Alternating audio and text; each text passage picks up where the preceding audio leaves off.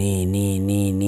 พี่น้องสำหรับมื้อนี้เอื้อยใหญ่เพิ่นถือหวยเอื้อยใหญ่ทั้งเมืองละครเพ่งพุ่นแหละเพิ่นถือหวยเพิ่นก็เลยซื้อหมูมาขากินบ่มีเวียกก็ขาหมูกันกินเล่นเว้าเรื่องบ้านเฮานี่เว้าเรื่องการกินเหล้ากินเบียร์นี่ก็เบิดเท่านั้น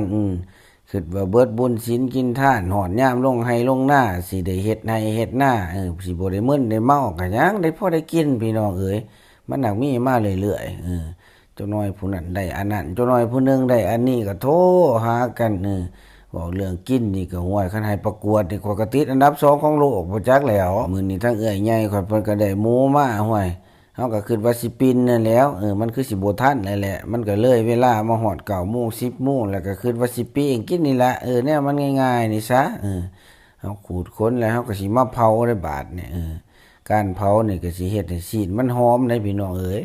เนาะผู้ใดกินหมูกินงัวก็สิเข้าใจดีสำหรับการเผานี่นึงมากก็ให้คนมันออกเบิดเกลี้ยงแล้วก็สิให้มันหอมนั่นแหละว่าซั่นซะถือว่าหน้าที่นี่ก็เป็นไผไปบ่ได้มอบให้น้องชายบุญเกิดเพิ่นก็มาถึกจังหวะมาถึกเวลาโลดได้เอา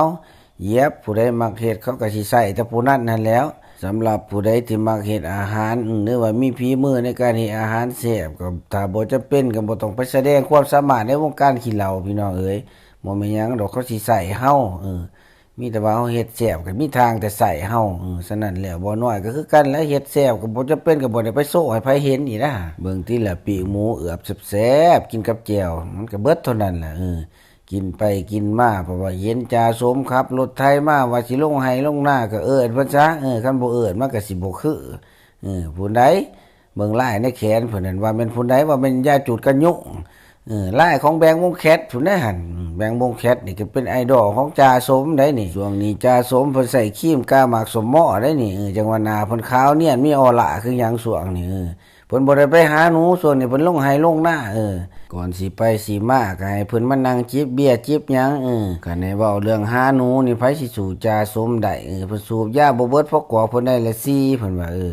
แต่ละมื้อนี่เพิ่นหาหนูเป็นอาชีพหลักและอาชีพเสริมคือการเฮ็ดนาข้อยก็มาสัมภาษณ์เพิ่นเป็นจังได๋ช่วงนี้คือบ่ได้หาหนอกหาหนูไปจังได๋เพิ่นก็เลยบอกว่าโอ้ยช่วงนี้เมียก็คุมให้ลงนาว่าซั่นสิตกกะเอ้า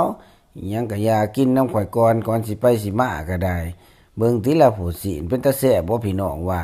เอ้าจวดทีมงานของเฮาวันเสาร์วันอาทิตย์กันนี่แหละมาร่วมตัวกันกินบ่มีเวียมีงานก็กินเว้าเรื่องกินนี่บ่มีไผเป็นสองรองไผนะติดอันดับทุกคนเอานี่แหละพี่น้องเอ้ยบ้านข่อยประเพณีบ้านข่อยนี่เอาเหยียบทีมงานเฮามื้อนี้บ่มีสิสวงแหละมื้อนี้